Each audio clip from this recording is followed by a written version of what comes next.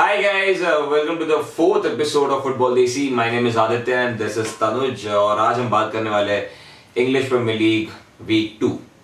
Week 2 it basically lifted off from where Week 1 left it. क्या बात है?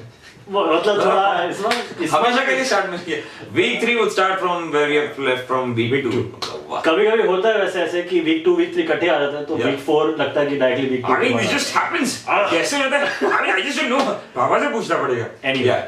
So yeah, we started off first. Let's go with United versus Southampton, which was on a very unusual day. Friday night को usually EPL मतलब football होता ही नहीं है. हाँ. But इस बार I think Olympics के चक्कर में इनको भी थोड़ा प्रेशर में ये लोग आ गए कि भाई हम भी Friday को रखेंगे मैचेस. तो इस बार मैचेस हुए Friday को. It was a weird match. I mean, Southampton लग नहीं रहा था कि हारेगा या कुछ करेगा ऐसे, but the Zlatan is in the team. Yes, exactly. अगर बात करें इस मैच की तो पॉग्बा ने डेब्यू किया, लेकिन पॉग्बा पे लाइमलाइट ज्यादा रही नहीं. लाइमलाइट जो है हमारे ज़्लातान इब्राहिमोविच लेके गए, जिन्होंने 2 गोल दागे और जिस तरह से पहला गोल उन्होंने मारा, जो हेडर मारा, मतलब क्या कहने उनके. हाँ, I mean, जिस तरह रूनी ने बॉल डाला, I don't think Rooney was even going for an assist or something. He was just lobbing the ball into the box. But the way Zlatan finished it, it looked like a pinpoint assist, right on target, and Zlatan's powerful header. मतलब क्या बोलने उसका यार.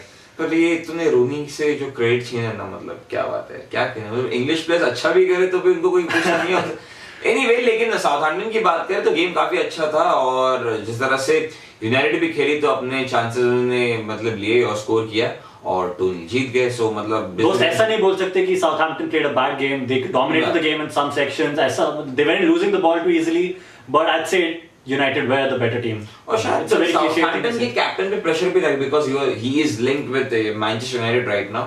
तो शायद उसके दिमाग में चलता रहेगा, अरे यार इन लोगों को थोड़ा हूं ताकि क्या है मेरे को टाइटल जीतने का है. तो मेरी तरफ से 3 पॉइंट्स का contribution low signed, sealed and delivered.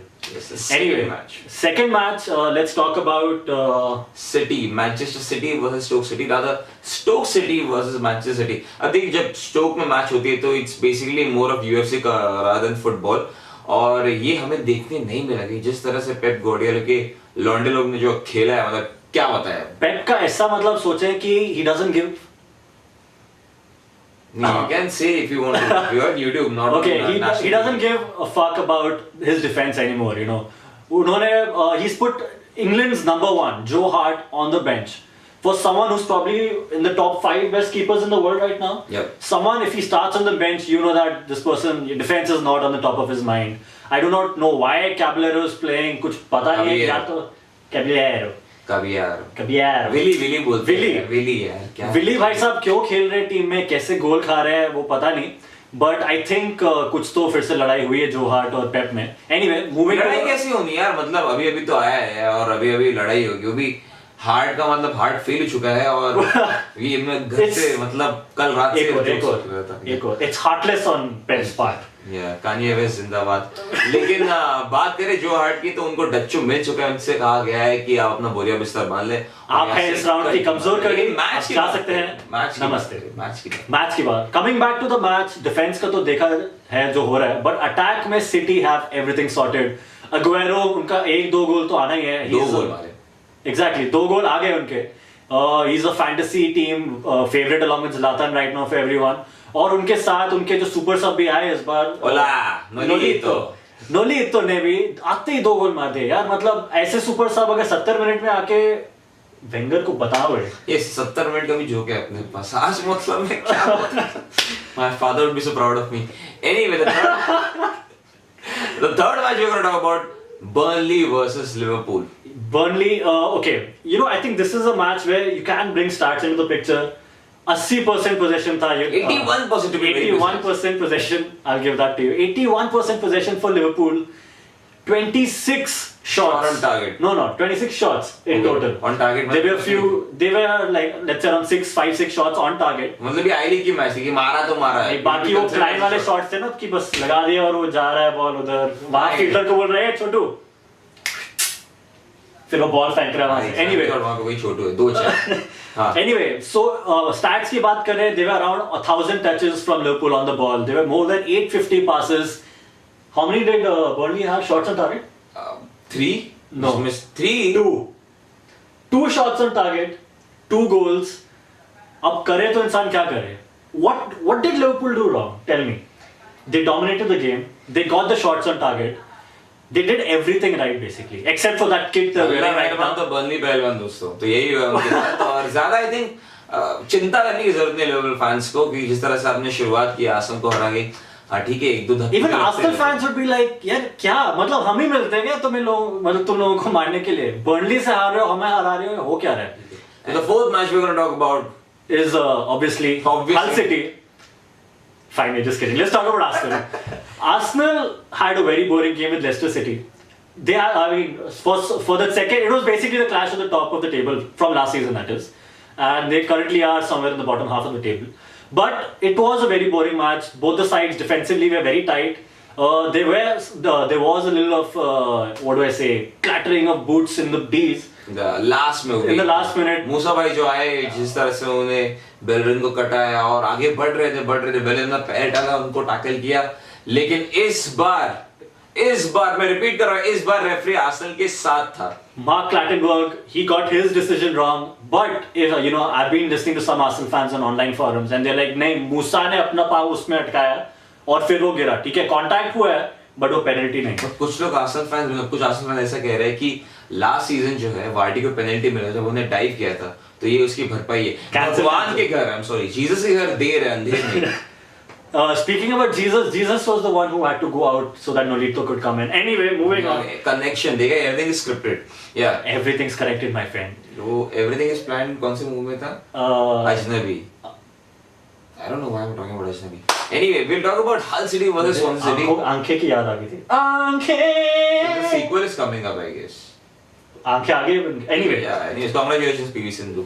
Since I did mention it, let me talk about it. Hull City, the Hull City story is somewhat of a fairy tale right now. पिछले हफ्ते भी हमने बात की थी कि 13 fit players होते हुए भी they defeated champions. They defeated the champions, and this time they've kind of continued the story. I mean, Hull City, they flicked a 2-0 victory. Mark Phelan is currently in charge. He's the caretaker manager, and I think he's doing a pretty good job. लेकिन हल city की बात करें, जिस तरह से पहली बार जो प्रीमियर लीग में आए थे और जिस तरह से फिल ब्राउन ने मैनेज किया था, आर्सेनल को हराया था, इसके बाद अच्छा रन था उनका, लेकिन बाद में डामाडोल हो गया। लेकिन इस बार प्रॉमिसिंग लग रहे हैं वो लोग। No, I mean, it can only go so far, yaar. How? I mean, now the owner of the club, he wants to sell it. He's not giving them any money. The players, they are only 13 fit players. The fans do not know what do they do. Do they back the club, you know, with support, with all that vocal support in the stadium, or do they show their displeasure with the owner? I mean, what do you think is going on? I think it's going to die out. Displeasure. It's like you're looking for top quality. You'll only spend when there's top quality. And then there's 600 people in the club to feed, and exactly, people are getting loaned out. For people who do not know what the reference was, it was for Arsene Wenger, who recently said that he has to feed 600 mouths in the club. 600 लोगों का salary उसको देना है, इसलिए मतलब पैसा कम है, ज़्यादा है. Because you know elsewhere सिर्फ 10 लोग रहते हैं, बाकी तो. क्योंकि ट्रांसफर्स की बात करें तो वेंगर के दिमाग में एक ही डायलॉग चलता है, खाने के लिए रोटी नहीं होगी, पहनने के लिए कपड़ा नहीं होगा. But top player. जो मार्केट में समय बहुत कम है. कौन था पता नहीं. इब्राहिमोविच तो बुड्ढा है. मतलब what is quality for you? Anyway, forget Wenger. I think we're giving too much attention to him right now. Moving on, I think let's go to next week. Hull City, Mike Phelan in charge. He's going to face his former club, Manchester United. He was an assistant manager over there, and Hull City is facing United at home. Yeah. What do you think is going to happen? जोश है, जीतना उनको दिख रहा है, लेकिन बात करें यूनाइटेड की तो जिस तरह से प्लेयर्स है उनके पास, जिससे वो खेल रहे हैं, I'll give it to Manchester United. I think so. It will be easily a 3-0 to United, because I think this is where Hull City, your run stops. But we need to talk about Watford versus Chelsea. जिस तरह से Chelsea का game देखने मिल रहा है, मजा आ रहा है. Watford versus Arsenal. वो तो अगले हफ्ते होने वाला है, हमने बात कर. अच्छा, इस हफ्ते की. हाँ, Watford जिस तरह से लंदन की बात जीते, ओडिया निकालो, ये सब ठीक. 1-0 चल रहा था, मुझे लग रहा था कि शायद Watford जीत जाएगी, लेकिन जिस तरह से ईडन हज़ार्ड ने बॉल मारा, फिर जो बॉल सेस फैब्रिगास नहीं रिबाउंड आया, बातशुई के पास उन्हें गोल मारा, फिर सेस फैब्रिगास ने जो असिस्ट किया, 2-1 जीते. सो चेल्सी मजा आ रहा है गेम देखने को, साथ ही साथ आपके मैनेजर को भी देख के बहुत मजा आ रहा है, जिस तरह से वो पैशन दिखाते हैं, जिस तरह से वो कूदते हैं, एक दो लोगों को मार डालेंगे, लेकिन चलता है. Now we're talking about the next week game between Arsenal and Watford. Watford I think अभी लंदन से बाहर ही नहीं निकल रहे हैं लोग. Watford versus Arsenal, I think I should give it to Arsenal's pedigree right now. They do have it in them, to score goals.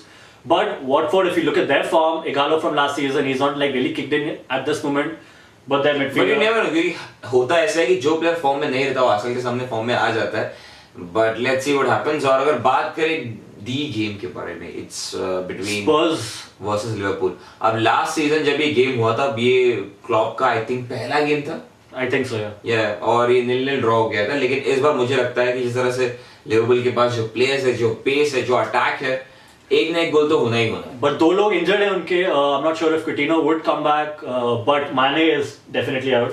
Yeah. Mane had a very impactful game against Arsenal, if you guys remember, but Liverpool are definitely missing him, as we saw in the match against. I think Mane is out for 10 more days from 5th of September to 15th. नहीं गणेश उत्सव वाला है ना, मुझे क्या कहीं बोल देते हैं. Anyway, bad joke, but next week मजा आने वाला है. देखते हैं क्या होता है, क्या नहीं होता है, कुछ सरप्राइजेस हमें, कुछ ट्रांसफर्स होते हैं कि नहीं.